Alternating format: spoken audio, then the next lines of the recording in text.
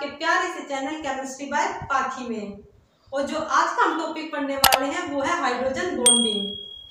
Hydrogen bonding जो कि बहुत इंपॉर्टेंट हो जाता है कंपटीशन के हिसाब से, क्योंकि जो वेरिएशन जितने भी हम पी ब्लॉक में देखते हैं मेनली वो हाइड्रोजन बॉन्डिंग के कारण आते हैं, जिसे हम कह देते हैं ये एक्सेप्शन आ गया है जिसके कारण ये चेंजेस आए हैं उसके वेरिएशन में। हाइड्रोजन बॉन्डिंग आइए समझते हैं क्या होता है। हाइड्रोजन बॉन्डिंग में दो इलेक्ट्रोनेगेटिव एटम, जब दो इलेक्ट्रोनेगेटिव एटम एक हाइड्रोजन से जुड़े हों तो उसे हाइड्रोजन बॉन्डिंग कहते हैं। मान लीजिए कोई मॉलिक्यूल है AH, A और H आपस में कोवलेंट बॉन्ड से जुड़े हुए हैं। ये दोनों इलेक्ट्रोनेगेटिविटी का डिफरेंस है इनमें, ये है डेल नेगेटिव और ये है डेल पॉजिटिव। और वैसे दूसरा मॉलिक्यूल या तो इसी को ले लो या कोई डिफरेंट मॉलिक्यूल ले लो। मान लीजिए हमने लिया दूसरा मॉलिक्यूल BH, इसमें भी इलेक्ट्रोनेगेटिविटी का डिफरेंस है, डेल नेगेटिव डेल पॉजिटिव।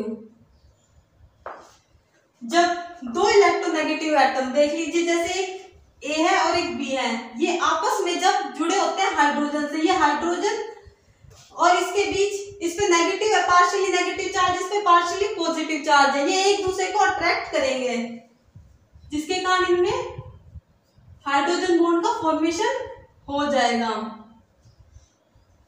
जैसे कि परिभाषा में बताया गया है कि जब दो इलेक्ट्रोनेगेटिव एटम एक हाइड्रोजन से जुड़े हों तो उसे हाइड्रोजन बॉन्डिंग कहते हैं।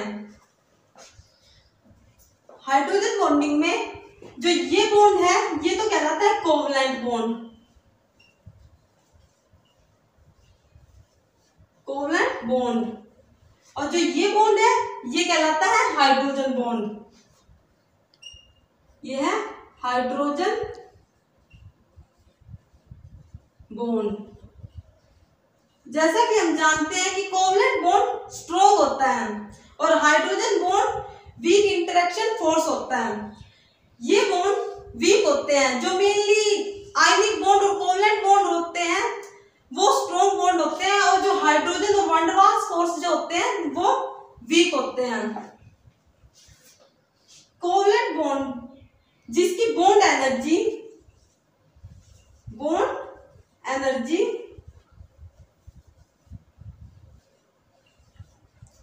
लगभग 50 से 100 किलो कैलोरी पर मोल होती है, और वही जो हाइड्रोजन बॉन्ड की जो बॉन्ड एनर्जी होती है वो 3 से 10 किलो कैलोरी पर मोल होती है। अब देखिए कोवलेंट बॉन्ड और हाइड्रोजन बॉन्ड के बारे में बता दें कि बॉन्ड एनर्जी कितनी होती है। और जो हाइड्रोजन बॉन्ड होता है उसमें सिर्फ दो इलेक्ट्रोनेगेटिव एटम पार्टिसिपेट करते हैं, कोई तीसरा एटम इसमें पार्टिसिपेट नहीं करता। अगर कोई तीसरा एटम है तो वो सिर्फ हाइड्रोजन है और अदर कोई भी नहीं।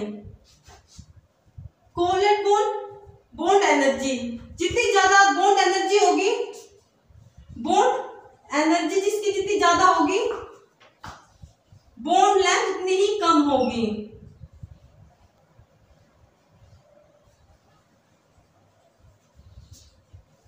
बॉन्ड लेंथ उतनी ही कम होगी।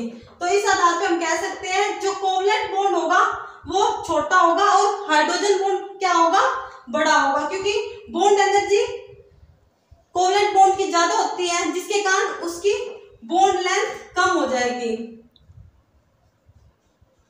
दूसरा पॉइंट है बॉन्ड लेंथ।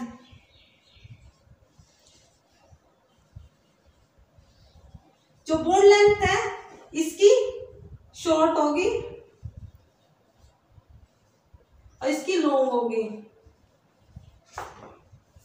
ये बड़ा बॉन्ड होगा इसके बनिस्बत, बट इसमें भी एक वेरिएशन होगा। जो HF माइनस कंपाउंड होता है, जो मॉलिक्यूल है ये, इसमें हाइड्रोजन और जो फ्लोरीन, हाइड्रोजन है ना जो ये, वो दोनों फ्लोरीन के बिल्कुल बीच में रहता है। नहीं तो अदर जो कंपाउंड जितने भी हैं उसमें डिफरेंस रहता है कि ये बॉन्ड शॉर्ट होता है, ये लार्ज होता है। ये एक्सेप्शन है, सिर्फ इसको याद रखना है कि जिसमें बॉन्ड लेंथ दोनों सेम रहेगी। और अब हम देखते हैं कैरेक्टरिस्टिक कि भाई जो हमारा हाइड्रोजन बॉन्ड है वो किन किन फैक्टर पर डिपेंड करता है कि हाइड्रोजन बॉन्ड में कौन सा बॉन्ड स्ट्रॉन्ग होगा और कौन सा वीक होगा। अब हम इसके बारे में बात करेंगे। आइए स्टार्ट करते हैं। हाइड्रोजन बॉन्डिंग में जो कोवलेंट बॉन्ड होते हैं वे दोनों नॉन मेटल से मिलकर बने होते हैं। कोवलेंट बॉन्ड का फॉर्मेशन ही दो नॉन मेटल के बॉन्ड फॉर्मेशन से होता है, जिसमें दोनों जो इलेक्ट्रॉन की शेयरिंग के कारण कोवलेंट बॉन्ड का फॉर्मेशन होगा।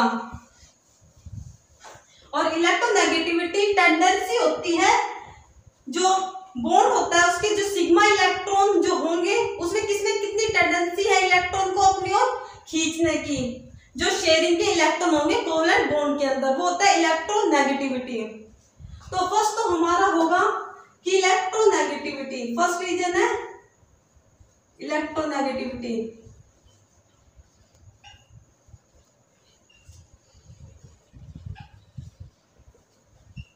जो ये इलेक्ट्रोनेगेटिविटी है इसके डिफरेंस के कारण हाइड्रोजन बॉन्ड कोई स्ट्रॉन्ग होगा और कोई वीक होगा। मेनली जो तीन जो आइटम है वो आपको याद रखने हैं, एक तो फ्लोरीन, ऑक्सीजन और नाइट्रोजन। ये ही स्ट्रॉन्ग हाइड्रोजन बॉन्ड बनाते हैं और बाकी जो सारे हैं वो अगर बनाएंगे तो बिल्कुल वीक, मतलब ना के बराबर है हाइड्रोजन बॉन्ड। मेनली जो आपको मिले हुए एग्जाम में मिलेंगे वो इन तीनों से मिलकर बने होंगे, फ्लोरीन, ऑक्सीजन और नाइट्रोजन। सबसे ज्यादा इलेक्ट्रोनेगेटिविटी होती है फ्लोरीन की, फिर उसके बाद ऑक्सीजन की उससे कम और नाइट्रोजन की उससे भी कम।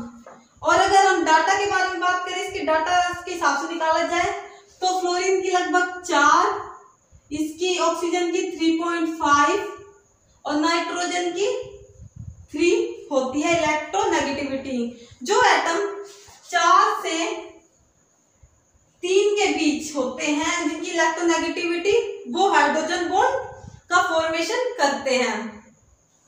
अब बात ये आ गई कि जी 3 तो क्लोरीन की भी होती है, फिर तो इसको भी हाइड्रोजन बॉन्ड बनाना चाहिए क्योंकि इसकी भी 3 इलेक्ट्रोनेगेटिविटी होती है।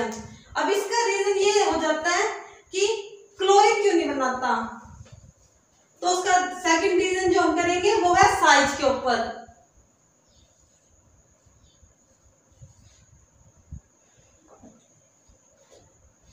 जो साइज होगा, जितना बड़ा साइज होगा एटम का, वो उतना ही वीक बॉन्ड बनाएगा क्योंकि इलेक्ट्रोनेगेटिविटी के लिए न्यूक्लियस पास होना चाहिए। और जैसे कि हम जानते हैं क्लोरीन का साइज बहुत बड़ा होता है, जिसके कारण वो एक स्ट्रॉन्ग बॉन्ड का फॉर्मेशन नहीं कर पाता हाइड्रोजन बॉन्ड का। उसमें क्लोरीन, जैसे कि फ्लोरीन और फिर फ्लोरीन बनाएगा, फ्लोरीन, ब्रोमीन और आयोडीन। फ्लोरीन सबसे छोटा एटम है, इसकी इलेक्ट्रोनेगेटिविटी सबसे ज्यादा हाई होती है। और वही ये जो क्लोरीन है उसमें 17 इलेक्ट्रॉन होते हैं, 3 कक्षक उसमें होंगे, जिसके कारण उसका साइज बड़ा हो जाएगा और वो हाइड्रोजन बॉन्ड के लिए जो न्यूक्लियस के पास जो टेंडेंसी होती है इलेक्ट्रॉन को अपनी ओर खींचने की, वो कमजोर हो जाएगी, जिसके कारण क्लोरीन हाइड्रोजन बॉन्ड फॉर्मेशन नहीं करेगा, जबकि इसकी इलेक्ट्रोनेगेटिविटी 3 होती है। इसलिए इलेक्ट्रोनेगेटिविटी ही नहीं, सिर्फ साइज भी हमें देखना पड़ेगा कि हाइड्रोजन बॉन्डिंग के लिए साइज भी मैटर करता है। जितना स्मॉल साइज होगा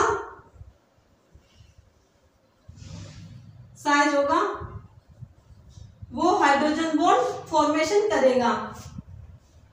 हाइड्रोजन बॉन्ड फॉर्मेशन होगा।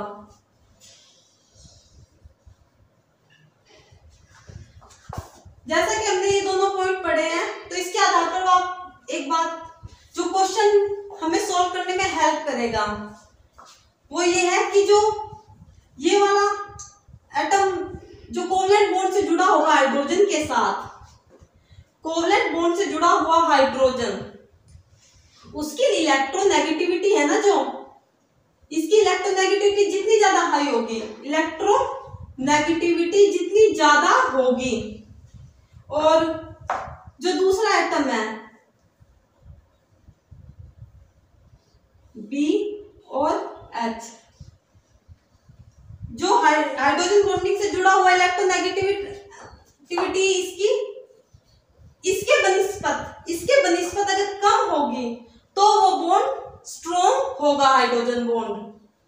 दोबारा सुन लीजिए, जो कोवलेंट बॉन्ड से जुड़ा हुआ हाइड्रोजन है उसकी इलेक्ट्रोनेगेटिविटी हाई होनी चाहिए, किसके बनिस्पत, जो हाइड्रोजन बॉन्डिंग से जुड़ा हुआ इलेक्ट्रोनेगेटिव एटम है उससे। इसका रीजन क्या है कि अगर सोचिए, अगर इसकी इलेक्ट्रोनेगेटिव हाई होगी, ये सिर्फ एक अट्रैक्शन फोर्स है, अगर ये ज्यादा इलेक्ट्रोनेगेटिव होगा तो ये सारे इलेक्ट्रॉन इसके जो है वो खींच लेगा, जिसके कारण हाइड्रोजन बॉन्ड का फॉर्मेशन नहीं होगा, एक स्ट्रॉन्ग बॉन्ड का फॉर्मेशन हो जाएगा, क्योंकि सारे इसके इलेक्ट्रॉन जो बचे कुचे होंगे वो सारे इलेक्ट्रोनेगेटिव हाई के कारण अपनी ओर खींच लेगा। इसलिए इलेक्ट्रोनेगेटिविटी इस एटम की ज्यादा होनी चाहिए बनिस्पत इसके। एग्जाम्पल के रूप में देख लीजिए, जैसे एफ एच, ये कोवलेंट बॉन्ड से जुड़ा है हाइड्रोजन के साथ, और ये है O और ये क्या है H। एक तो ये एग्जांपल है, दूसरा एग्जांपल आप देख लीजिए कि OH, इसमें हाइड्रोजन कोवलेंट बॉन्ड से जुड़ा है ऑक्सीजन के साथ, और इसमें कोवलेंट बॉन्ड के साथ फ्लोरीन जुड़ा हुआ है, और ये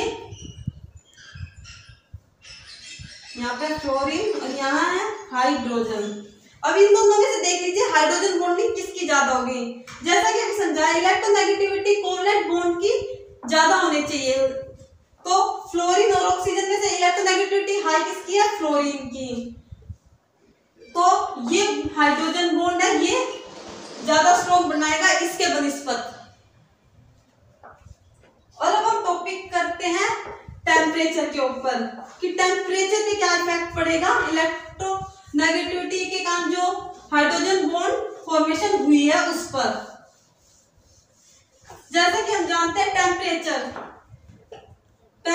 के कारण चाहे वो कोवलेंट बॉन्ड हो, आयनिक बॉन्ड हो, सभी ब्रेक हो जाते हैं। तो हाइड्रोजन बॉन्ड तो सबसे ज्यादा वीक होता है, हाँ बनिस्पत वैन डर वाल्स बॉन्ड से ज्यादा स्ट्रॉन्ग होता है, पर फिर भी आयनिक तक जो ब्रेक हो जाते हैं टेम्परेचर के कारण, तो हाइड्रोजन तो ब्रेक होगा ही। तो इसलिए जितना ज्यादा टेम्परेचर बढ़ाएंगे हाइड्रोजन बॉन्ड उतना ही जल्दी ब्रेक हो जाएगा।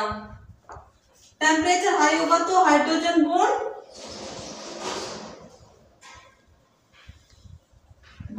ब्रेक होगा।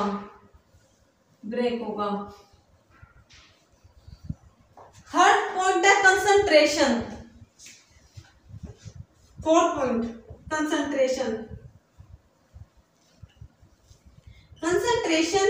अगर हम अमाउंट ज्यादा लेंगे तो एटम पास होंगे, ज्यादा हाइड्रोजन बॉन्ड का फॉर्मेशन कर पाएंगे।